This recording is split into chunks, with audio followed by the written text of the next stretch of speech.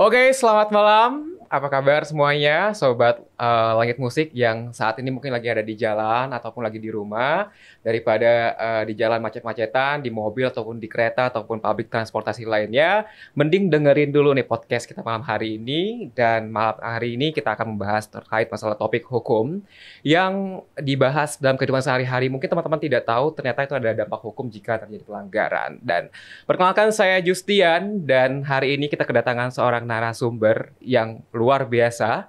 Beliau namanya Boris Tampubolon. Apa kabar, Bor? Halo, Baik? baik. Baik. Tadi hari ini naik apa dan macet ya? Naik mobil, ya biasalah, agak Biasa ya? macet-macet. Kalau nggak macet berarti bukan di Jakarta ya? Betul. Betul sekali. Nah, teman-teman, Boris Tampubolon ini adalah seorang praktisi dari pengacara juga, dan kita semua satu kolega. Tapi beda aja kalau misalnya saya lebih ke in-house, tapi dia turun di lapangan secara langsung di pengadilan yang mungkin teman-teman sering lihat. Dan beliau kalau misalnya sekarang sedang di kantor punya sendiri ya? Ya, Kantor kita punya sendiri. Namanya apa ya, Bor ya? Namanya tuh Dalimunten Tampubolon, singkatannya DNT Lawyers. DNT Lawyers. Oke, nah kalau misalnya sebelum di DNT, nah Boris pernah kerja di kantor apa? Dulu aku pernah di LBH Jakarta, kemudian lanjut ke LBH Morsaron, kantornya Pak Hotma Sitompul. Oke. Jadi ya di sana belajar, menimba ilmu, cari pengalaman. Ketika sudah matang, baru saya sekarang bersama partner saya bikin kantor yang bernama DNT Lawyers itu. DNT Lawyers. Ya. Berarti bersama partner dan juga tim ya, Ya. di situ. Wow, luar biasa sekali. Berarti memang malam hari ini tepat ya narasumber yang kita ajak buat ngobrol-ngobrol soal hukum. Nah, Bor, kau boleh tahu nih, kasus apa aja yang pernah ditangani selama ini? Kalau selama ini memang beragam ya kasus-kasus yang kita tangani. Cuma memang banyaknya itu kasus-kasus pidana, kasus perdata, gugatan perusahaan gitu kan. Paling yang kalian atau teman-teman mungkin pernah dengar kasus First Travel. Nah itu kami yang bela First Travelnya, dan akhirnya perkaranya menang. Dikabulkan oleh Mahkamah Agung dan asetnya itu diperintahkan untuk dikembalikan kepada yang berhak. Oke. Dalam hal ini adalah jemaah. Berarti lo semua yang ngatur, lo semua yang handle Ya, kasus itu ya? kita yang handle, meskipun kita baru masuk di PK ya. Oke. Tapi ya itu tadi putusannya akhirnya mengabulkan lah. Oh, oke. Aset-aset itu dikembalikan ke yang berhak. Karena selama ini kan putusannya aset itu disita untuk negara. Ya. Gitu. Oke. Nah, teman-teman Sobat Langit Musik, jadi kalau misalnya nggak tahu PK itu adalah peninjauan kembali ya, Bor ya? Ya. Ada beberapa tahap di pengadilan yang harus dilalui, dan PK itu adalah tahapan akhir, bisa diberti. Betul. Ya. Nah, oke, Bor. Selain dari kasus First Travel yang kemarin sempat ramai diobrolin, kira-kira kasus apa ya yang sering sekarang mungkin lagi ditangani? Kalau sekarang lebih banyak perkara bisnis ya, baik pidananya atau perdatanya. Dan kalau saya juga paling sekarang itu sering untuk ya kalau ada kasus-kasus viral itu suka dimintain pendapat sama wartawan. Misalnya kasus yang AG kemarin, yang penganiayaan itu, Ya. yang anak-anak, kemudian kasus Verdi Sambo juga, kemudian yang di Medan penganiayaan, yang anak polisi itu, AKBP, AH, dan lain-lain lah. Jadi selain berpraktek, suka juga dimintain pendapatnya sebagai ahli hukum lah, Oke. untuk kasus-kasus yang sedang ramai di publik. Gitu. Oke, wow, luar biasa, keren banget. Nah, ini pas banget nih akan kita bahas di podcast Duduk Perkara yang mungkin 1 jam ke depan, dan teman-teman nanti bisa mungkin bisa tetap setia ya, Bor ya, untuk mendengar kita pada malam hari ini ya kan. Oke, Bor. Nah, hari ini sebenarnya gue tuh mau bahas dan ngajak lo, kan pertama kali gue chat lo, ayo kita bahas masalah hukum gitu ya, terkait kebetulan mungkin yang nonton saat ini adalah teman-teman yang awam hukum. Ya. Kalau misalnya udah tahu tentang hukum, mungkin kita tidak terlalu pusing untuk menjelaskan ya nggak sih? Nah, kalau misalnya awam hukum, mungkin mereka juga harus aware dan tahu bagaimana nanti kalau misalnya ini dilanggar, pasti akan ada sanksi. Betul nggak? Betul. Nah, terkait masalah dokumen hukum yang mungkin kita banyak teman-teman yang tidak terlalu aware dengan hal demikian. Nah, menurut seorang Boris nih kan, kita sebagai seorang sarjana hukum yang memang ditempa selain untuk membuktikan secara verbal, tapi juga harus berdasarkan dokumen-dokumen. Nah, menurut dari Boris, sebenarnya dokumen hukum itu apa dan seberapa pentingnya buat kita? Ya, Jadi kalau ini saya jelasin secara sederhana aja ya, biar sobat-sobat Langit Musik itu bisa ngerti hukum Iya, benar. dengan simple gitu loh. Betul. Karena kalau pakai bahasa hukum tuh ribet, Ya. jelimet. Orang hukum aja belum tentu ngerti. Jadi saya akan jelasin dengan simple, dengan sederhana. Jadi dokumen hukum itu sebetulnya adalah bukti. Bukti untuk suatu peristiwa atau bukti suatu status atau suatu hak. Ya. Jadi misalnya contohnya kalau di masyarakat sehari-hari kita lihat ada sertifikat tanah misalnya kan. Betul. Nah, itu berarti bukti kepemilikan tanah. Ya. Terus akta lahir misalnya. Itu bukti status kita sebagai anak yang punya orang tua si A dan si B misalnya gitu. Atau bukti BPKB kendaraan. Nah, seperti hal-hal seperti itu yang mungkin oleh kita menganggapnya bukan menganggap, kita sering lihat tapi kita mungkin tidak begitu menganggapnya tidak begitu penting. Padahal itu penting karena membuktikan suatu kepemilikan, suatu hak, suatu status gitu. Iya, benar kan kalau misalnya kita bilang siapa yang mendalilkan maka dia harus membuktikan. Betul. Memang betul. Nah, kalau soal dokumen hukum sekarang tuh kan apalagi nih yang nonton sekarang kan Sobat Langit Musik nih mayoritas kita adalah anak-anak muda. Kadang misalnya ada sesuatu dokumen yang sering banget dianggap apaan sih nggak penting gitu kan. Ya udah cincai lah temenan kan. Nah, padahal kalau misalnya terjadi pelanggaran ya itu kan bahkan ada dampak negatif sanksi hukum yang harus didapat. Nah, menanggapi hal yang kayak gini, Bor, menurut lo nih, apa yang bisa lo sampaikan buat teman-teman Sobat Langit Musik yang ada di rumah? Ya, kalau ada dokumen-dokumen itu memang harus dijaga, harus disimpan ya. Yang tadi Bro Justian bilang itu sering terjadi kalau gini. Bro Justian ya. orang kerja sama ya kan, bikin perjanjian. Sebenarnya seharusnya kerjasama itu bisa aja berjalan meskipun tanpa ada perjanjian hitam di atas putih. Betul. Meskipun tidak ada perjanjian tertulisnya. Tapi lebih baik harus dibuat perjanjiannya. Meskipun kadang kita nih kalau mau kerjasama, kita bikin ya perjanjiannya hitam di atas putih. Lu orang kita teman juga, orang kita kenal juga, orang kita saudara juga, gitu kan? Jadinya nggak enak. Padahal sebenarnya membuat perjanjian hitam di atas putih itu sangat penting. Betul. Biar apa? Satu, sebagai alat bukti bahwa benar ada hubungan hukum, ada kerjasama. Yang kedua, biar jelas aturan mainnya. Si A haknya apa, kewajibannya apa, begitu juga dengan partnernya. Si B ini misalnya, haknya apa, kewajibannya apa. Jadi jelas aturan main. Sehingga kalaupun terjadi masalah, meskipun kita tidak ingin ada acuannya, yaitu di perjanjian yang tertulis. Kalau tidak tertulis, repot. Betul. Nanti lu bilangnya apa, gua bilangnya, nggak begitu. Gua bilangnya B, lu bilangnya A, nggak jelas. Jadi alangkah baiknya kalau segala sesuatu itu dibuat perjanjian tertulisnya. Bukan untuk apa-apa, tapi biar menjaga dan melindungi sebenarnya hak kedua belah pihak. Nah, betul. Saya sepakat. Gue sepakat banget sama lo. Jadi teman-teman Sobat Langit Musik yang ada di rumah, segala bentuk apapun kalau misalnya berkaitan dengan profesional, dengan teman-teman, walaupun tuh bestie lo misalnya kan, deket banget, ikrip gitu ya. Nah, harus ada dokumen hitam di atas putih. Kalau misalnya ada masalah, nanti kita yang kerepotan. Benar gak, Bor? Nah, Bor, kenapa gue mulai dengan ngomongin masalah dokumen hukum yang sangat penting, ya kan? Jadi bukan beberapa bulan ya, memang saat ini tuh banyak sekali kayak berita-berita yang viral ya, Bor ya. Kalau kemarin kan sempat ada masalah flexing ya, kemudian masalah apa lagi? Kemarin sempat ada juga terkait bus, ingat gak di daerah, gue lupa kalau nggak salah di daerah Gucci ya. Gitu kan? Itu ya? Iya. Nah, kemarin ada berita yang luar biasa menurut gue sangat kalau misalnya ini benar-benar terbukti terjadi, ini agak memalukan tuh ya. Nah, kasus Veronica Jennifer dengan Wamendagri WMP. Nah, mungkin lo udah pernah baca sebelumnya ya.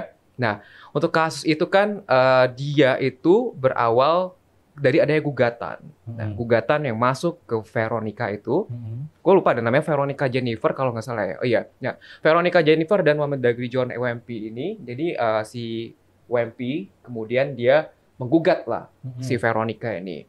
Nah, kenapa? Dia keberatan nih dengan akte kelahiran yang mencantumkan nama WMP itu di dalam akte si anaknya Veronica. Nah, diusut demi usut, kemudian kan ada kronologi yang mungkin sudah dijelaskan oleh si Veronica, gitu kan. Katanya dulu sempat ketemu lah dengan si Bapak WP ini, kemudian pada saat itu dia mengakunya kalau ya udah, karena mereka katanya udah bercerai tuh sama istrinya. Akhirnya ya mungkin dari situ tumbuhlah benih-benih cinta atau gimana. Nah, berjalanlah beberapa waktu dan akhirnya katanya juga dijanjiin Veronica, ini versi Veronica ya, kita nggak tahu nih gimana nanti ke depannya. Nah, jadi intinya dia menjanjikan bahwa ya intinya akan menikahi lah ya, akan menikahi si Veronica ini. Nah, pada saat itu ternyata setelah dihubungi karena dia sudah jadi pejabat, akhirnya susah dihubungi nih ya kan. Nah, akhirnya si Veronica kan merasa di PHP. Nah, itu versinya mereka ya, versi dia. Kita sebagai apa ya, orang hukum, kita sebelum menjudging sesuatu harus melihat dari dua sisi. Nah, betul. Nah, melihat hal kasus yang kayak gini ya, boleh. Menurut lo itu gimana untuk menanggapinya? Jadi begini, saya pertama disclaimer dulu, kita tidak sedang mengomentari spesifik kasus ini. Ya, setuju. Jadi ini lebih kepada saya mau sampaikan hal yang umum, aturannya seperti apa, biar jadi edukasi, jadi masukan untuk ya seluruh sobat langit musik lah di mana pun berada. Jadi pertama, kalau bicara soal perkawinan di luar nikah, itu memang secara negara itu nggak diakui. Ya, setuju. Bukan setuju, emang begitu kayak gitu ya. Jadi memang banyak lah yang terjadi, perempuan dalam hal ini jadinya dirugikan, ya kan? Karena akhirnya mau menikah, tapi tidak secara negara, seberjalannya waktu, mohon maaf, ditinggal gitu kan. Tapi yang kedua lagi yang saya mau sampaikan adalah misalnya dari pernikahan yang tidak secara negara itu, katakanlah melahirkan atau ada anak. Nah, gimana status anak ini? Gitu kan? Memang secara umum anak itu hanya punya ikatan perdata atau hubungan hukum dengan si ibunya dan keluarga ibunya. Untuk anak yang di luar nikah. Tidak terikat atau tidak punya hubungan hukum dengan si ayahnya. Anak akan punya hubungan hukum dengan ayahnya kalau satu, ayahnya itu meskipun bapak dan ibunya ini nggak nikah secara negara ya, tapi ayahnya mau mengakui anak itu adalah anak dia. Berarti dia punya hubungan hukum dengan ayahnya. Atau yang kedua, meskipun tidak mengakui ayahnya ini, tapi kalau bisa dibuktikan secara hukum bahwa anak itu adalah benar anaknya si ayahnya ini yang tidak mengaku, maka demi hukum itu punya hubungan. Ini contoh kasus artis Macica Mokhtar. Gitu. Jadi dia punya juga anak di luar kawin dengan seorang pejabat waktu itu, tidak diakui, tapi dia berhasil membuktikan, dia ajuin judicial review ke Mahkamah Konstitusi dan Mahkamah Konstitusi mengabulkan. Intinya Mahkamah Konstitusi mengeluarkan putusan yang sekarang jadi aturan. Yang bilang adalah selama bisa dibuktikan dengan ilmu pengetahuan teknologi, dalam konteks ini DNA, tes DNA, maka si ayah itu meskipun tidak mengakui, tapi kalau ada buktinya DNA bahwa anak itu adalah anak dia, maka si ayah ini dan si anak punya hubungan hukum. Hubungan hukum itu konsekuensinya adalah si ayah wajib membiayai anaknya ini, termasuk kalaupun si ayah ini nantinya meninggal, maka anak dia yang luar kawin ini itu berhak juga atas warisan. Gitu. Memang sepakat sih. Memang di aturan seperti itu ya. Kalau misalnya anak di luar kawin, dia hanya punya hubungan keperdataan hanya kepada ibunya. Nah, kalau misalnya untuk penetapan, misalnya si ayahnya mengakui nih, kalau itu emang anak kandung dia. Apakah prosesnya hanya sampai itu aja, Bor? Apakah ada satu proses yang harus dilewati, misalnya kayak harus diajukan ke pengadilan, kayak gitu? Itu menurut lo gimana? Ya, sebenarnya sih kalau mau lebih jelas lagi status si anak ini, alangkah baiknya harus dibuat atau diajukan penetapan ke pengadilan ya. Jadi biar ada ibaratnya dokumennya lah, penetapannya bahwa anak ini telah diakui menjadi anak sah dari si ayah gitu misalnya, dari perkawinan luar nikah ini. Tapi meskipun itu tidak dilakukan, sebetulnya dikembalikan kepada kesadaran si orang tuanya ini, si bapak ini gitu kan. Kalau dia menganggap itu benar anak dia bisa ya nafkahi aja gitu kan, biayain aja. kasih aja hak dia sebagai anak gitu.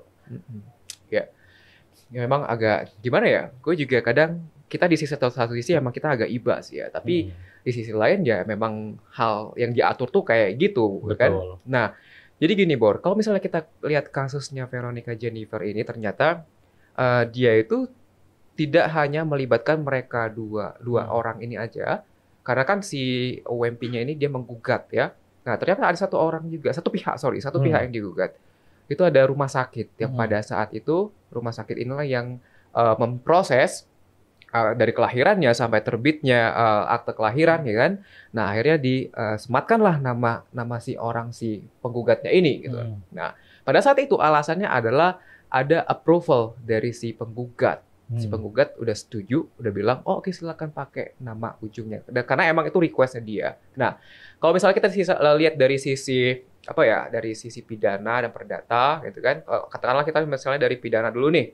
Nah, kalau sisi pidana, kalau misalnya si Veronica-nya ini ternyata berbohong ataupun salah yang disampaikan, itu apa dampaknya? Dan kalau misalnya ternyata yang benar itu si penggugat, dan itu apa dampaknya? Kira-kira apa dampaknya? Jadi begini, kalau di hukum itu ada pidana pemalsuan surat, ya. Jadi kalau orang membuat suatu akta kemudian palsu, ya, maka itu ada pidananya. Pidananya itu kalau saya nggak salah itu 6 tahun penjara. Palsu ini ada 2 model. Jadi yang pertama ada 3 model. Yang pertama adalah bentuknya yang palsu, tidak benar. Misalnya kop surat lah.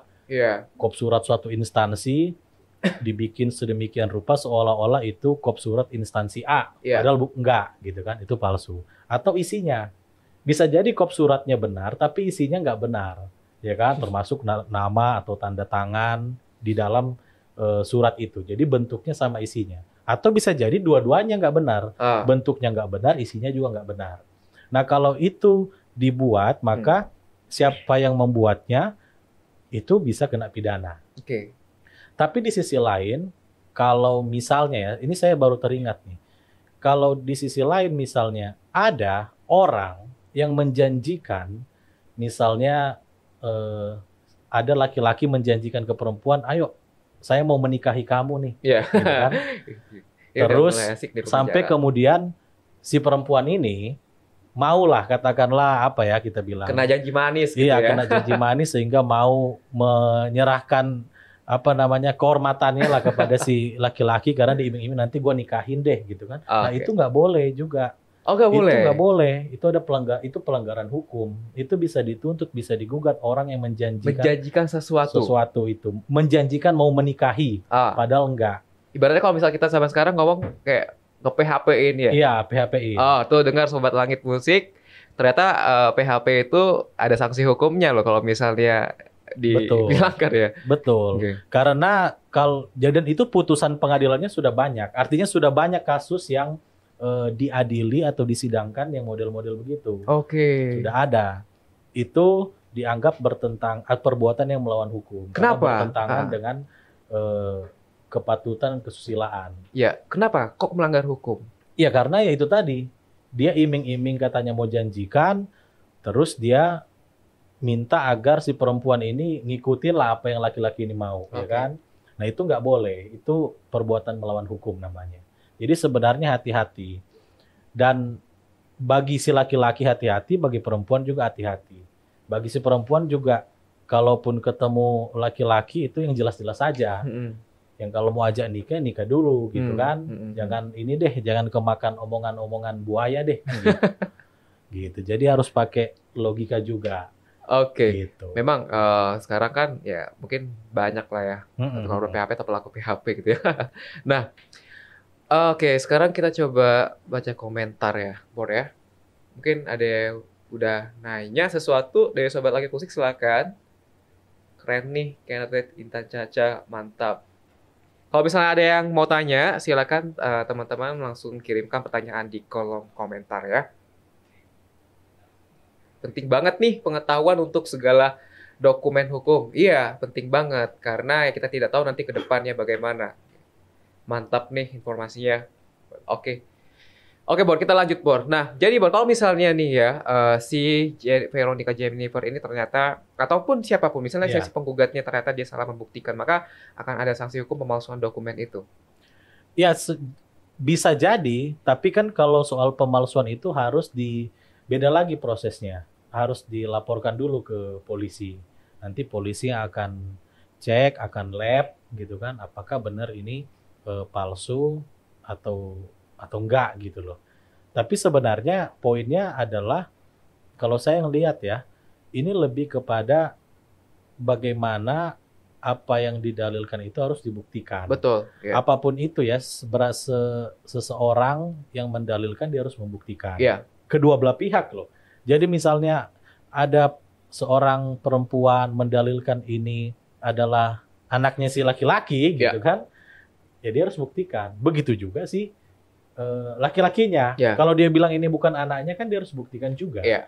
Gitu. Jadi pada akhirnya nanti akan ketahuan kok. Justru bagus kalau dibawa ke hukum begini akan ketahuan Ya. gitu loh. Kalau perlu diajak aja kita tes DNA gitu kan. Iya. Sehingga tahu ini anak siapa. Karena kasihan juga anaknya, dia kan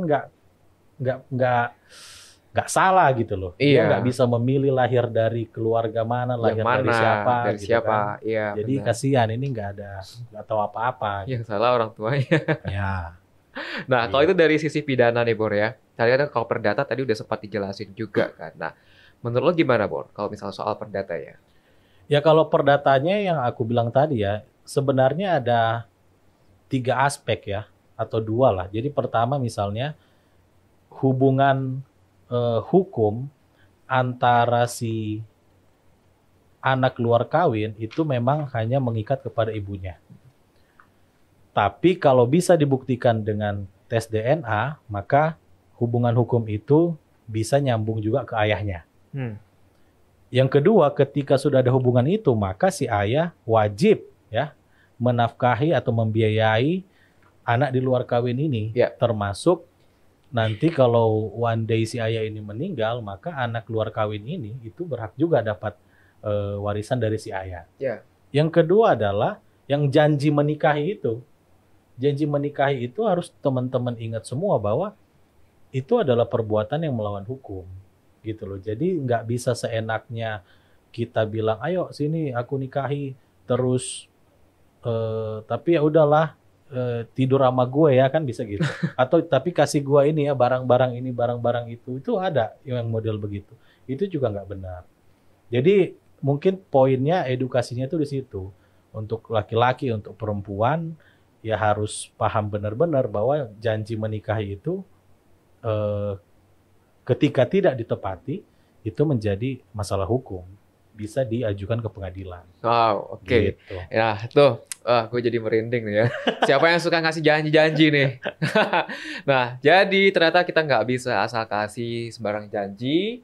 Kalau misalnya anak orang udah gimana ya, udah melting gitu ya, udah percaya sama kita ya, tolong tepatilah janjinya. Kalau misalnya dilanggar ya pasti akan ada sanksi juga nih, ke PHP itu, ya kan? Nah, oke, kita coba cek pertanyaan ya dari Sobat Langit Musik. Ada pertanyaan tuh, Bor, ada 2 mungkin. Bang, kalau ceritanya ada perusahaan banyak tertipu orang ya, ataupun kliennya. Sepertinya ada orang dalam juga, Bang, yang main di situ. Gimana sih langkahnya? Ini the power ordal ya, orang dalam. Nah, menurut lo gimana nih, Bor?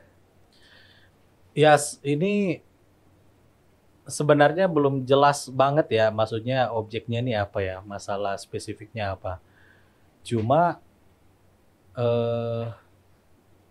kalau merasa tertipu, yaitu ada pasal pidananya gitu kan, bisa melaporkan ke pihak yang berwajib, itu masuk penipuan kalau memang merasa tertipu.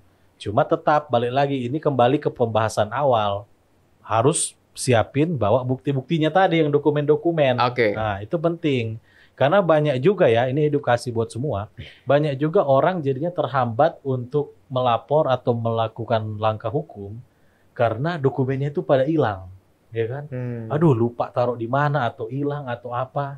Nah, jadi sebisa mungkin dokumen-dokumen yang ada atau dokumentasi yang ada itu disimpan baik-baik, dijaga gitu kan. Sehingga sewaktu-waktu kalau diperlukan itu kita semua ada buktinya. Oke. Gitu. Karena kalau bicara hukum nggak cukup cuma ngomong doang nih, J. Misalnya, oh iya, gua diiniin, gua diituin. Ditanya buktinya nggak ada. Nggak ada. Meskipun mungkin ya sebenarnya memang benar omongan dia itu. Ya. Tapi kalau hukum nggak begitu caranya. Di hukum, kalau bicara hukum, apa yang kita omongin harus harus ada buktinya gitu loh. Jadi nggak cukup omongan doang. Buktinya apa? Oh ada nih dokumennya. Oh saya bikin perjanjian nih dengan si A. Apa buktinya? Nih dokumennya. Oke. Oh saya punya tanah nih di sini. Apa buktinya? Nih sertifikatnya. Harus begitu. Konsepnya tuh seperti itu. Nggak bisa cuma gue punya tanah nih di Kemang. Ditanya suratnya nggak ada. Sekalipun katakanlah itu benar punya dia. Tapi kalau nggak ada suratnya, di mata hukum dianggap itu bukan punya dia. Ya. Gitu. Wow, gila. Gokil. Jadi memang kita tuh nggak bisa kayak cuman sebatas di mulut saja ya kan? Iya. Apa yang kita keluarkan dari mulut kita itu harus benar-benar dibuktikan. Kalau enggak ya nanti ya kita yang dirugikan. Kayak gitu ya Bor ya. Nah Bor, oke Bor.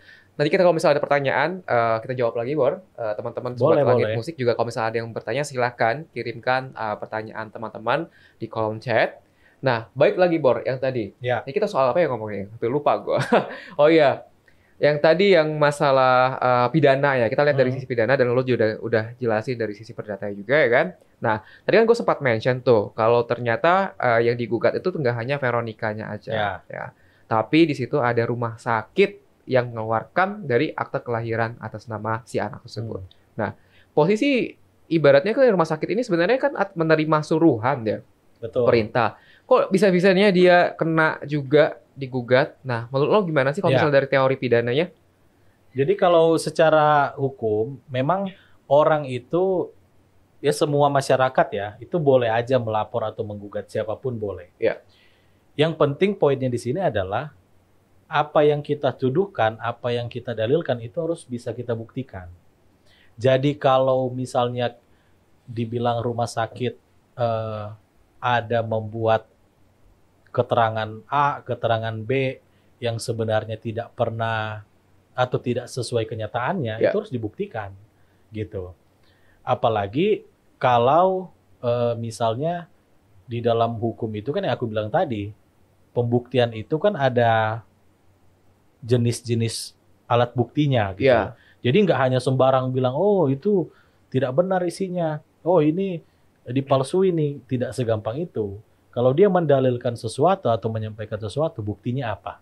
Kalau dia tidak bisa membuktikan, maka tidak benar tuduhannya.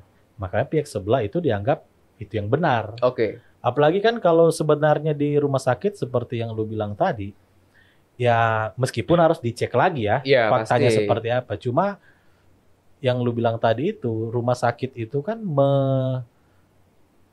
mendapat informasi kan dari pasiennya aja kan. Ini siapa orang tuanya kan dia catat administrasinya kan. Jadi ya meskipun harus dicek lagi lah ini informasinya dari siapa gitu. Jangan-jangan pernah informasi itu jangan-jangan pernah diperoleh dari kedua belah pihak, ayah dan ibunya, tapi belakangan disangkal. Jangan-jangan. Atau seperti apa ya tentu harus dicek lagi lah. Tapi poinnya adalah siapa yang dalilkan atau menyampaikan sesuatu atau menuduh sesuatu, dia harus buktikan. Oh iya, oke. Berarti bisa dibilang si pihak rumah sakit ini dia bisa dong gugat balik si ya bisa-bisa aja selama merasa dirugikan, ya kan? Siapapun, tidak hanya rumah sakit atau siapapun ya, kita masyarakat itu bisa menggugat balik. Ya, emang agak serem sih ya. Nah, jadi Sobat Langit Musik, memang walaupun kita itu tidak terlibat secara langsung dalam sebuah tindak pidana, tapi kalau misalnya kita terlibat di dalamnya, tertarik di dalamnya, maka kita juga akan dimintakan tanggung jawab ya. Nah, oke, kita bisa baca pertanyaan kali ya, Bor ya. Ya. Nah, jika dipidanakan, bagaimana perusahaan mau meminta lagi uang tersebut itu sebagai hutang? Oh, tadi ini berarti lanjut ke pertanyaan sebelumnya. Tadi berarti ada orang dalam tuh. Nah, kalau misalnya dimintakan tuh pertanggungjawabannya sebagai hutang kah? Atau supaya duitnya kembali itu gimana kayak gitu? Ya, jadi kalau konteksnya uang kembali, jadi begini, sebenarnya di dalam hukum itu ada dua prosedur. Ya. Prosedur secara umum ya, prosedur pidana sama prosedur perdata. Prosedur pidana itu tujuannya itu adalah menghukum orang, menghukum badan. Prosedur kedua adalah prosedur perdata. Tujuannya itu menghukum atau fokusnya kepada objek atau asetnya si yang tergugat. Ganti Jadi dua hal yang kerugian, berbeda ya, ganti kerugian. Ya. Jadi misalnya ada orang, si A ini ditipu sama B. Ya. Ya. Kalau si A melaporkan B ke polisi, pidana gitu ya, B ini hukumannya itu adalah, let's say, di penjara aja. Tapi tidak ada putusan pidana itu yang mengharuskan B untuk bayar utang, nggak ada. Oke. Atau bayar kerugian itu nggak ada. Kalau mau uangnya itu kembali, dia harus gugat perdata. Kalau di perdata nanti putusannya tidak menghukum penjara si B ini, tapi diperintahkan agar asetnya disita untuk mengganti kerugian si A. Ya. Jadi dua itu sebetulnya antara pidana dan perdata itulah bedanya. Ya. Meskipun dalam prakteknya orang bisa aja melaporkan si A ini bisa aja laporin si B, tapi nanti di perjalanan mereka restoratif justice atau berdamai, ya kan? Bisa saja misalnya si B merasa, aduh gue udah dilaporin nih, ya udah deh, bagaimana biar kita bisa baikan, bisa damai. Nah. Ya sudah, gantilah kerugian. Nah, itu bisa saja terjadi di proses pidana. Selama si B mengganti rugi, kemudian kedua belah pihak sepakat untuk berdamai, baik-baik, cabut laporan, ya bisa selesai. Tapi kalau secara prinsip antara pidana dan perdata itulah bedanya dalam konteks penagihan hutang ya. Kalau kita masukin ke pidana, orangnya aja yang dihukum, tapi tidak ada putusan pidana itu mengharuskan si B untuk bayar utang, tuh nggak ada.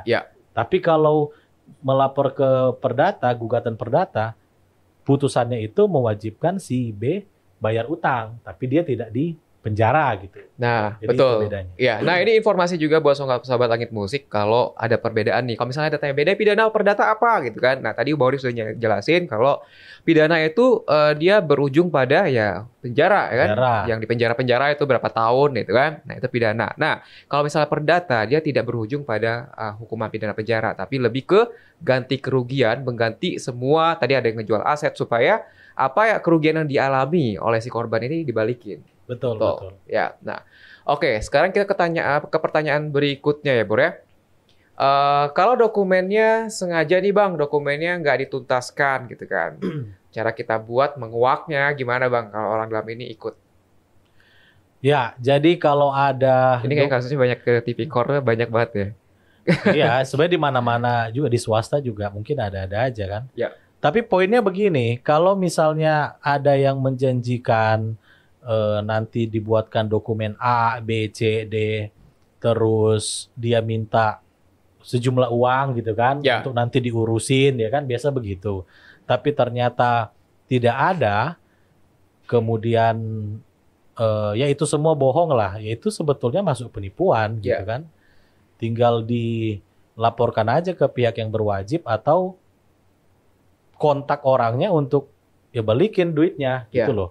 Kalau memang dia tidak mau ya baru laporkan ke pihak yang berwajib gitu. Cara kita buat menguaknya gimana Bang kalau orang dalam ini ikut Bang? Ya seperti aku bilang tadi sih, sebenarnya baiknya tuh begini, kalau memang ada juga saksi-saksi yang lain atau korban-korban yang lain, itu lebih bagus tuh, lebih kuat. Artinya memang oknum ini sudah apa ya namanya ya, memang sudah beginilah cara dia bekerja gitu loh. Jadi kalau bisa dilaporkan kemudian saksi-saksinya ada atau ada lagi korban-korban yang lain, harusnya lebih kuat gitu kan untuk menguak ini gitu. Seperti itu sih. Ya. Nah, oke, Bor, kita kayaknya udah bahas panjang lebar banget nih Bor ya. Nah, gue sebenarnya penasaran, masih balik lagi ke kasusnya Veronica Jennifer sama Wempi. Ya. Nah, ibaratnya ya bisa dibilang bahwa kalau Veronica itu kan adalah orang biasa ya, maksudnya bukan siapa-siapa. Kalau sedangkan Wempi dia seorang pejabat negara. Nah, menurut pandangan Lembornya, apakah bagaimana sih kira-kira terkait masalah kasus yang melibatkan pejabat negara lebih ke ranah private sih seperti ini? Ya sebenarnya ya ini kita bicara ideal. saya nggak bilang saya nggak bilang, saya tidak menafikan juga ada misalnya kita lihat kasus-kasus diskriminatif gitu Iya. ya, yang ya secara kita common sense melihat, ih kok ini nggak adil banget kan. Iya. Tapi ya kalau bicara hukum ya sebenarnya semua orang itu sama di mata hukum. Betul. Semua orang sama, mau dia pejabat, mau dia bukan, mau dia orang biasa, mau dia pengusaha dan lain-lain, itu statusnya, haknya itu sama. Tinggal bagaimana masing-masing pihak itu membuktikan dalil-dalilnya. Ya, tinggal kita pembuktiannya seperti apa. Jadi sebenarnya ada hal-hal yang lebih diutamakan daripada melihat oh si ini pejabat, si ini bukan, tapi kepada kekuatan dokumen atau pembuktian itu, J. Iya. Selama buktinya kuat, buktinya valid, ya kan, saksi-saksi pun ada, sebenarnya tidak ada alasan pengadilan untuk menolak gugatan kita itu. Karena based on bukti, itu berdasarkan bukti-bukti yang jelas dan valid. Seperti itu. Wow. Gokil ya. Jadi memang kita tuh benar harus mendalilkan atau membuktikan memang harus valid ya. Betul. Walaupun bagaimanapun gugatnya pun pengadilan tidak bisa menolak, harus terima ya. Harus terima. Ya Betul. benar. Walaupun nanti apapun hasil dari putusan itu ya, Bor. Apapun hasilnya. Oke. Nah, Bor, terkait masalah balik lagi nih yang terkait tadi kita sempat ngomong masalah anak luar kawin ya kan. Itu kan ada beberapa yang didapatkan kan.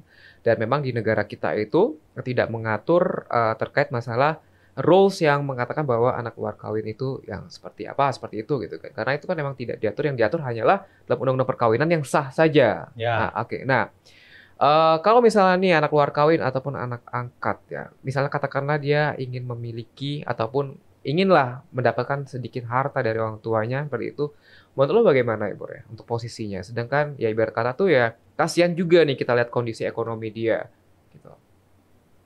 Ya kalau misalnya ada anak luar kawin, kemudian dia punya bukti bahwa orang tua dia adalah si A dan si B gitu misalnya kan, ya dia bisa menggugat hak waris dia atau hak-hak yang ada kaitannya dengan orang tua dia gitu loh. Jadi dia itu bisa disetarakan dengan ahli waris yang lain yang dalam perkawinan yang sah. Dalam perkawinan yang sah. Betul, karena oleh hukum kan dia sudah diakui kan, meskipun tidak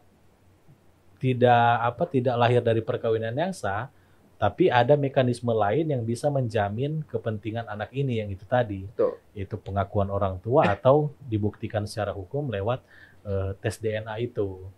Jadi hukum sebenarnya sudah memberikan, sudah mengakomodir kepentingan itu. Tinggal bagaimana pelaksanaannya aja sebenarnya, gitu.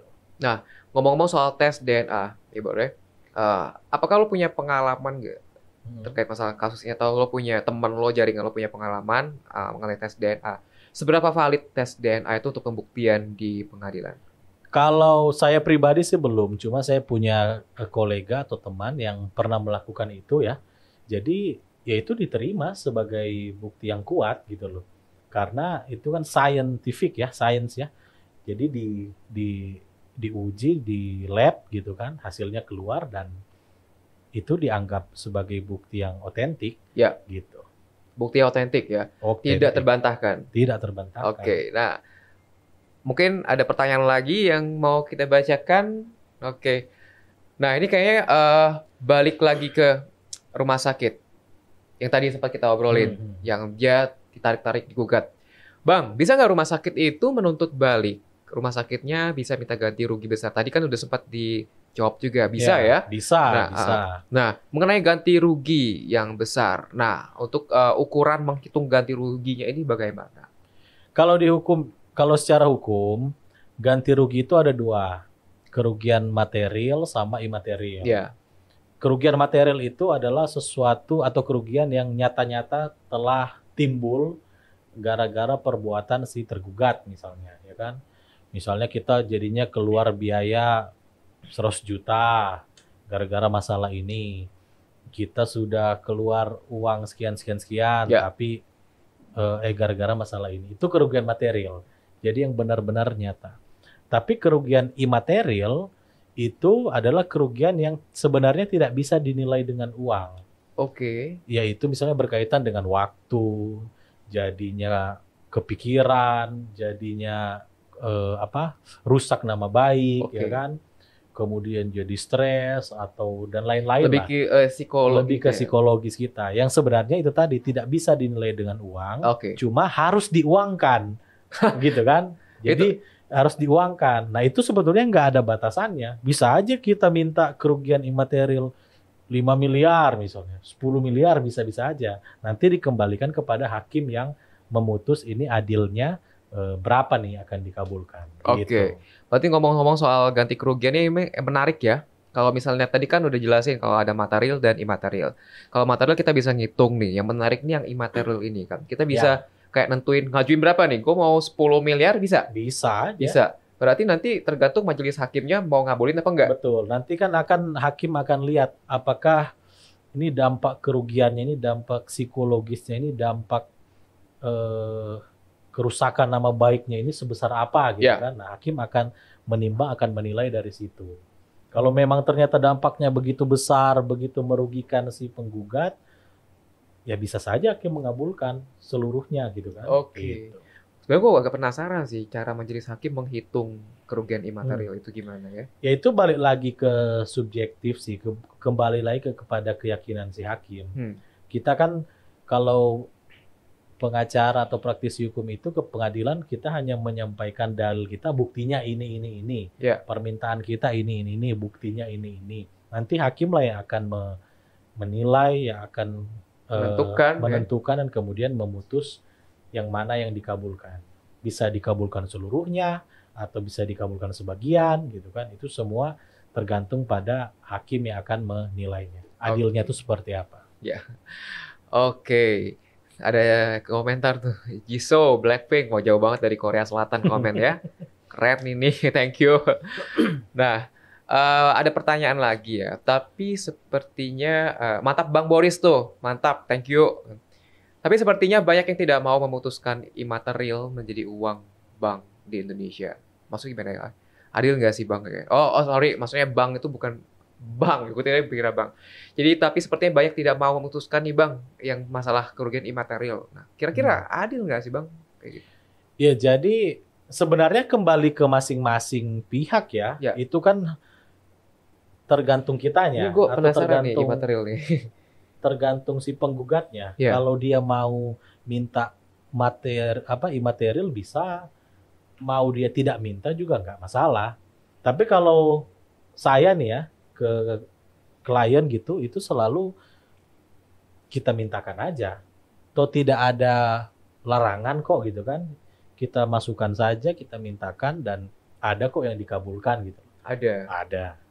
Meskipun tidak seluruhnya ya, tapi kan jadinya kita bisa dapat ganti kerugian yang lebih dibanding kalau kita tidak minta sama sekali gitu. Iya, oke. Berarti kalau misalnya dia imaterialnya dikabulkan dan imaterialnya juga dikabulkan, ibaratnya cuma setengah doang, berarti double ya? Iya dong, iya kan double, lumayan. Lumayan ya? Betul. Daripada kita nggak usah deh, nanti nggak dikabulin gitu kan, sayang. Iya kalaupun tidak dikabulin lah oke. Tapi kalau kan ternyata bisa dikabulin tapi kita nggak mintakan kan, sayang jadi. Iya sih. Ajuin aja, dikabulin atau enggak kan urusan nanti. Iya benar-benar. Gitu. Nah, kalau boleh tahu nih, spill dong, Bor. Ya lo samarin aja lah klien lo siapa. Kira-kira imaterial terbesar itu berapa ya? Imaterial terbesar itu pernah 1,5 miliar lah. 1,5 miliar. Ya. Itu bukan material ya? Bukan. Kalau material lebih besar lagi dong. Itu yang kita minta itu 20 miliar. Yang lo minta 20 miliar? Ya. Kabulinnya 1,5 miliar. Imaterial loh ya. Iya. Gitu. Belum materialnya? Materialnya pasti, itu kan? Udah pasti lah karena kan ada hitung-hitungan jelasnya bukti-buktinya. Itu pernah. Kalau misalnya materialnya 10 miliar, terus imaterial 1,5, 11,5 miliar. Lumayan berarti. Sebenarnya lumayan. Makanya meskipun itu tidak pasti dan tidak ada ukuran yang jelas ya. Makanya saya bilang kalau mau minta imaterial mah ya masukin aja gitu kan. Dikabulin nggak apa-apa, tidak dikabulin nggak apa-apa, dikabulin, ya syukur kan Oke. gitu. Wow, Gitu. luar biasa. Berarti lumayan dong lo dapat success fee-nya. Lumayan. Lumayan ya. Bisa beli apa nih mobil? Oke. Gitulah. Oke, Bor. Kita balik ke tadi yang kasus kita bahas nih, Bor. Ya. Ini kan melibatkan ya, tadi gue sempat bilang kayak pejabat negara juga ya kan. Terus sebagai seorang warga sipil juga. Nah, kita misalnya kayak gue di posisi gue misalnya pejabat negara nih, gue akan menjaga image itu dengan sebaik-baik mungkin. Nah, kalau menurut lo nih sendiri nih, Bor ya, pandangan lo deh terkait kasus kayak gini nih ke depannya itu gimana gitu kan? Apa yang mungkin yang harus dilakukan oleh si penggugat juga tadi WMP, dan apa juga yang harus dilakukan oleh si Veronica Jennifer ini?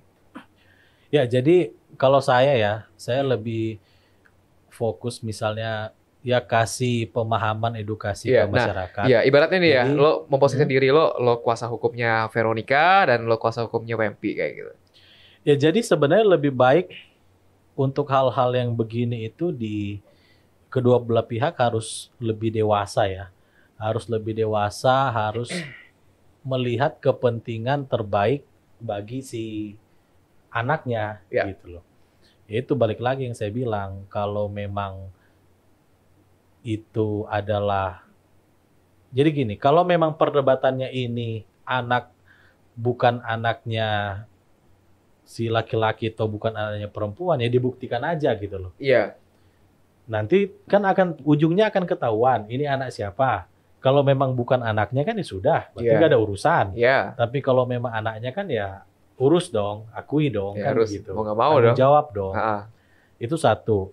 Tapi yang kedua adalah ya balik lagi untuk misalnya sobat-sobat semua, baik laki-laki ataupun perempuan, ya hati-hati lah gitu kan. Jangan juga misalnya jadi perempuan, jangan gampang lah terbuai, tergoda oleh omongan-omongan laki-laki. Begitu juga dengan si laki-lakinya. Kalau you berani berbuat, ya you tanggung jawab. iya, Karena ada ancaman sanksinya. Ya. Kalau lu sebagai laki-laki bujuk-bujuk perempuan, janji-janji nikahi ternyata PHP. nggak ditepati. Betul, PHP.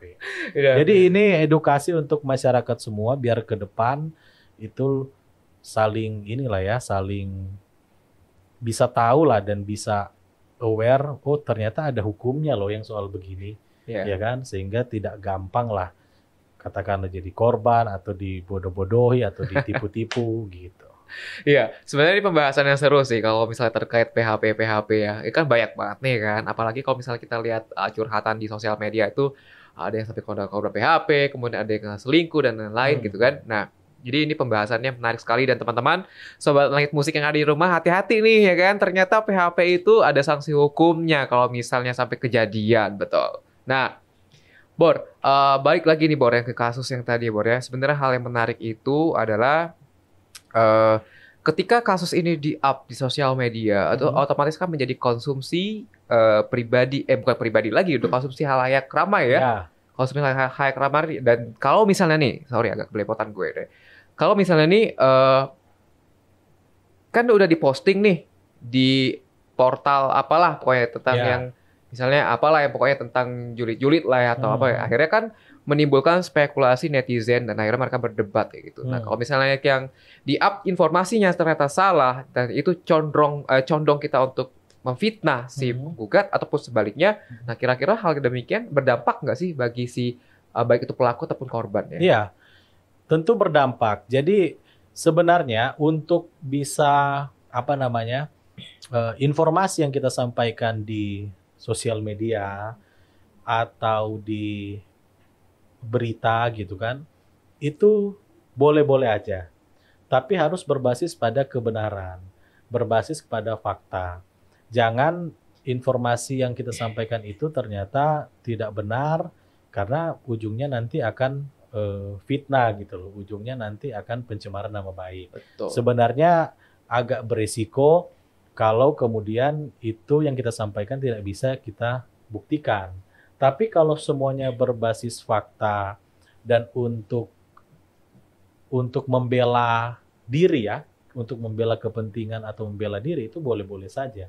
Tapi yang utama adalah harus sesuai fakta, harus kita punya bukti kebenarannya. Karena kalau selama itu benar dan dilakukan untuk eh, membela diri, membela hak, itu tidak jadi masalah sebenarnya. Di KUHP juga dibilang begitu. Memang prinsipnya dilarang untuk memfitnah, mencemarkan nama baik. Tapi kalau tujuannya untuk membela diri, itu tidak jadi masalah. Tidak jadi masalah. Betul. Nah, kalau misalnya netizen julid gimana? Netizen julid. Lo tahu sendiri kan, kadang orang itu komentar ya, jarinya itu kayak nggak disekolahin gitu ya. Jadi sampai ke psikologinya si orang yang kena hate speech kayak gitu. Nah, menurut lo kayak gimana? Ya memang itu sebetulnya apa ya? Kadang itu fenomena baru sih, apalagi munculnya sosial media ini kan. Jadi banyak yang tidak bisa dijangkau sebenarnya oleh hukum ini. Bukan tidak bisa dijangkau sih, maksudnya terlalu banyak. Terlalu Kalau banyak. dulu kan waktu adanya aturan undang-undang kan orang yang mencemarkan, orang yang memfitnah kan ketahuan. Iya. Karena dia pasti akan mencemarkannya itu di depan kita, di lingkungan kita. Tahu, oh si Ani ngomong begini, oh si Ani nyebarin ini. Kalau ini di dunia maya nggak bisa semua diakses kan. Misalnya apalagi kalau pakai akun-akun apa nih palsu, fake account, Yeah. kan kita nggak tahu ini orang dari mana, siapa. Jadi mungkin agak kesulitan menjangkau ke sana. Gitu. Iya sih. Nanti cuman kita nggak tahu nih ya kan. Sekarang kan udah ada RKUHP yang baru kan. Kan katanya RKUHP baru ini mengadopsi, menyesuaikan lah dengan budaya-budaya kita saat ini. Cuman nanti kita tidak, kita lihatlah nanti ya, Ya, di kita 2000 lihat berapa ya berlakunya itu? 3 tahun. Di 3 tahun setelah kemarin, sekitar 3 tahun, ya. 2026 ya, awal Betul. kalau nggak salah. Ya. Nah, Bor, memang kan terkait masalah Veronica Jennifer ini kan dia sudah tersebar di mana-mana ya. Ya. Sebagai apa ya, bisa dibilang korban, kita belum tahu juga. Belum tahu juga kan, karena belum ada pembuktian di pengadilan. Sebagai kita juga nggak tahu apakah awal mulanya dia yang salah atau gimana kan. Betul. Nah, banyak bahkan kejadian-kejadian yang kayak sekarang itu berhubungan dengan masalah asmara ya. Asmara yang berujung dengan masalah hukum. Misalnya kayak tadi Veronica sama Wempi. Kemudian ada juga kasus kayak perselingkuhan dan lain-lain. Nah, kok bisa ya kayak gitu, Gore? Dari sisi hukum itu gimana lah pendapat seorang Boris? Ya sebenarnya itu agak di luar hukum ya, J, ya, karena kan dikembalikan kepada apa ya, masing-masing ya, pribadi kita ya. Ada orang yang mungkin ya merasa atau punya pendirian bahwa ya saya tidak boleh selingkuh misalnya. Tapi ada juga sebagian yang menganggap gua selingkuh dikit-dikit boleh lah. Nah, seperti itu. Jadi sebetulnya lebih kepada pribadi masing-masing. Terus yang kedua, hukum itu hanya mengakomodir ya tindakan-tindakan itu jangan sampai dilakukan. Karena kalau dilakukan ada konsekuensinya. Ya. Jadi pertama adalah aspek orangnya, kemudian ada aturan hukumnya gitu. Jadi dua-dua ini harus saling berkesinambungan. Sama kayak kan ada kalau pepatah bilang hukum sebaik apapun, kalau orang yang menjalankannya nggak baik, nanti outputnya nggak baik. Ya. Tapi hukumnya pun tidak baik, tapi kalau yang menjalankan atau orangnya yang menjalankan ini baik, itu bisa jadi baik. Oke. Jadi antara hukum dan manusia itu saling melengkapi gitu. Ya. Hukum mau sebaik apapun, kalau orang yang menjalankan nggak baik, hukumnya jadi nggak baik. Tapi sebaliknya, hukumnya pun tidak baik kalau orang yang menjalankan itu baik. Jadi semua harus berawal semua dari diri kita dulu sendiri. Jadi harus saling bertanya kepada diri, kalau gua melakukan ini baik nggak ya? Baik nggak? Boleh nggak ya? Nah, jadi harus refleksi ke diri sendiri, tanya dulu. Oh, kalau gua mau melakukan ini baik tidak ya? Jadi sebenarnya harus itu dulu gitu. Iya yang sih. kita lakukan. Ya memang harus dari diri kita sendiri. Betul. Gitu kan. Dan emang pun kalau misalnya kita tarik mundur ke belakang, hukum itu kan penciptanya itu banyak spekulasi ya, banyak pendapat ini, pendapat itu. Tapi ya itu tadi benar yang Boris bilang, kalau balik lagi ke diri kita, bagaimana cara kita untuk menjalankan yang namanya ya tadi hukum itu bagaimana kan, seperti itu. Nah, Bor, balik lagi nih ke masalah yang tadi kan. Kalau misalnya informasi yang dikatakan Veronica Jennifer itu Mm-mm. salah kan, dan juga dari sisi WP-nya juga ternyata salah, otomatis kan mereka sudah melakukan yang namanya pelanggaran tindak pidana, memberi keterangan palsu, ya kan? Memberi keterangan palsu di hadapan pihak berwajib pun ada sanksinya. Nah, menurut lo gimana Bang terkait masalah ini? Ya kalau keterangan palsu itu adalah kalau yang diberikan di depan pengadilan di bawah sumpah. Kalau tidak di bawah sumpah itu sebetulnya nggak jadi masalah hukum. Ya informasi nggak benar aja gitu. Jadi masing-masing pihak saling mengklaim aja. Tinggal nanti diuji aja mana yang benar, mana yang ada buktinya, mana Ya, yang enggak. Jadi seperti itu sih. Tapi kalau saya melihatnya adalah eh, harusnya kalau masalah-masalah begini itu diselesaikan secara kekeluargaan aja. sebelum dibawa ke ranah yang lebih Betul, serius ya. sebelum dibawa ke ranah hukum. Karena dampaknya itu pasti akan sangat besar bagi ya kedua belah pihak lah. Apalagi orang-orang yang katakanlah let's say punya jabatan penting ya, jabatan publik. Itu kan akan berpengaruh Iya. gitu. Jadi ya lebih lebih dewasa sih menyelesaikan ini secara kekeluargaan, saya kira itu lebih lebih baik lah. Iya, apalagi kan misalnya kalau katakanlah dia public figure gitu kan. Mm-mm. Bagaimana ingin memberikan contoh yang baik kalau misalnya dari dia sendiri pun seperti itu. Bener. Betul. Nah, memang sih agak luar biasa sih kalau misalnya masalah kayak ginian. Gue tuh punya pengalaman juga waktu ya gue pernah ngadapin lah masalah kayak gitu kan. Gue mengawal ya, mendampingi, Hmm. bukan gue yang kena gitu kan. Di BAP sama kepolisian. Dari setiap sebelum BAP itu dimulai, BAP itu berita acara pemeriksaan ya. Jadi Periksa lah. ya diinterogasi itu. diinterogasi, Kalau ya. misalnya sebelum kita melaju ke tahap berikutnya. Nah, pasti mereka tuh nyebutin kalau ada peraturan internal mereka, dan kalau misalnya memberikan keterangan palsu itu pasti akan ada sanksi hukuman dan jika terbukti ya maka ya lebih berat lagi hukuman yang seharusnya mungkin dia 5 tahun ditambah lagi karena palsu jadi 5 tahun jadi berlapis-lapis kayak gitu Ya, Bon. bisa jadi seperti itu. Iya sih. Nah, oke, apakah ada pertanyaan lagi dari Sobat Langit Musik? Oke, ada Aris Anggono ya. Oke, Aris Anggono. Semisal pihak yang kalah diperintahkan untuk mengganti kerugian lalu ternyata pihak tersebut tidak mempunyai kemampuan untuk membayar. Bagaimana, Bang? Dia disuruh ganti rugi tapi nggak punya duit, Bor. Jadi memang begini, kalau di proses pengadilan, sedari awal itu kita harus cari tahu atau punya informasi ya, punya bukti kalau si pihak yang kalah ini tergugat gitu ya, dia punya aset di mana-mana aja. Artinya apa? Kalau dia tidak mampu membayar secara sukarela cash gitu ya, misalnya disuruh ganti 500 juta gitu. Tapi dia nggak ada 500 juta. Nah, aset-aset dia itu bisa kita mintakan untuk dieksekusi. Nanti pengadilan akan eksekusi, akan sita, Ya. kemudian nanti akan dilelang, dijual, hasilnya untuk dikasih kepada yang menang gitu Ya. loh. Jadi memang ada sedikit ini sangat teknis ya di pengadilan.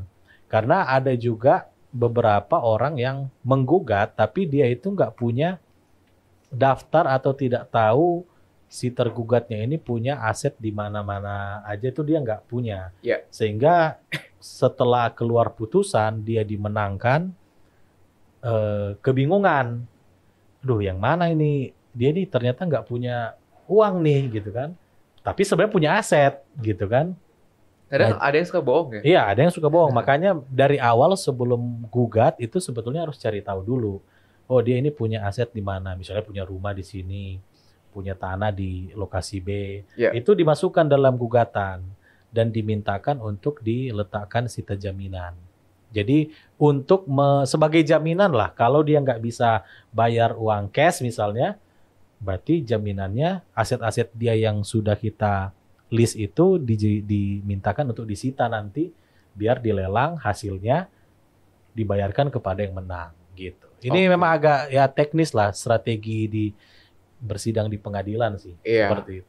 Memang nanti ada proses ya Bor ya, ketika Proses putusan pengadilan itu sudah memenangkan kita, maka ada eksekusi, eksekusi. ya kan? Nah, eksekusi itulah nanti semua harta yang tadi di list itu akan diambil, Iya. ya kan? Nah, Jadi kayak kalau di TV-TV kan mungkin sering lihat tuh kan ada yang sampai ribut-ribut lah ya. sampai ribut-ribut. Pengadilan turun untuk eksekusi tapi yang punya rumah tuh ngamuk-ngamuk, Iya. tidak ini ya. Begitulah kurang lebih gambarannya kalau eksekusi. Iya sih, emang kalau misalnya soal harta itu sensitif, Bor. Iya. Apalagi soal perasaan, itu lebih sensitif lagi kayak kita cerita Betul, ini. betul. Oke Bor, karena udah di ujung acara nih Bor, ya kan sebelum kita closing untuk Sobat Langit Musik yang ada di rumah atau dimanapun berada, thank you sudah dengerin kita. Sebelum kita closing nih Bor ya, gue pengen tahu dong dari seorang Boris tanggapan dan kesimpulannya terkait pembahasan kita malam hari ini. Oke, jadi kalau menurut gua Sobat Langit Musik, pembahasan ini tuh sangat penting. Apalagi untuk hal-hal berkaitan hukum yang sering dijumpai ya atau Ya. ditemui di tengah-tengah masyarakat. Jadi sebenarnya dari baru lahir sampai nanti kita katakanlah meninggal pun itu semua ada aturan hukumnya. Ya. Yang mungkin akan kita hadapi atau mungkin sudah, tapi kita nggak aware gitu loh. Jadi segala aspek itu sebetulnya ada aturan hukumnya, tinggal bagaimana teman-teman ya dari podcast ini bisa belajar, bisa teredukasi bahwa Ya. semua itu ada aspek hukumnya dan sebagai negara hukum ya kita harus aware soal hukum juga. Gitu. Wow, tepuk tangan dong. Oke. Bor, kita kayak udah habis nih waktunya. Memang tujuan dari Duduk Perkara Podcast ini adalah mengedukasi teman-teman yang ada di rumah, Sobat Langit Musik di rumah, supaya mereka melek hukum juga nih, Bor. Betul. Walaupun kita misalnya anak muda yang melek hukum kan keren ya, Bor ya. Yo, Oke. Nah, thank you banget, Bor. Udah nyempetin waktunya hadir malam hari ini sharing ke kita-kita. Semoga next-nya kita bisa kolaborasi lagi ya. Oke, Sharing dengan lagi senang ya. hati. Harus dong. Ya, nah kalau misalnya teman-teman ada yang amit-amit berkasus nih, ya. Teman-teman bisa cari namanya Boris Bolon, silakan di googling akan ada namanya. Oke, nah untuk hari ini kita sudahi sampai di sini dulu. Thank you untuk Sobat Langit Musik yang sudah stay tune dari tadi, dari awal dan nonton dan kirim pertanyaan juga. Nah, kalau misalnya ada yang tanya, kira-kira mau nonton dari hasil podcast kita malam hari ini ada di aplikasi Maxstream juga dan juga ada di Langit Musik dan tayang di setiap hari Senin jam 18.30 sampai dengan 19.30 bersama saya Justian dan narasumber-narasumber hebat yang akan kita invite di sini. Oke, kita berdua pamit undur diri, sampai jumpa di lain waktu. Selamat malam.